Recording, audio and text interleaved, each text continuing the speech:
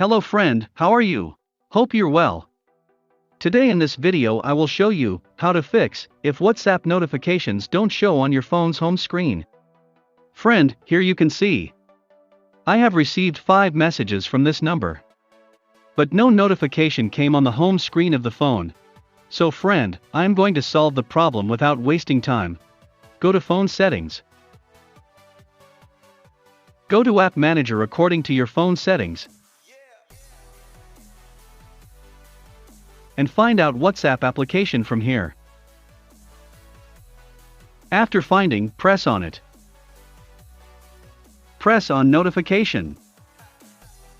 Here you will see that the notification option is turned off. That's why notification not showing on the phone home screen even after the message arrives on WhatsApp. Just turn on notifications option from here. Notification problem will be solved. If you think this video is helpful for you, please like that video and also subscribe my channel. Thank you for watching.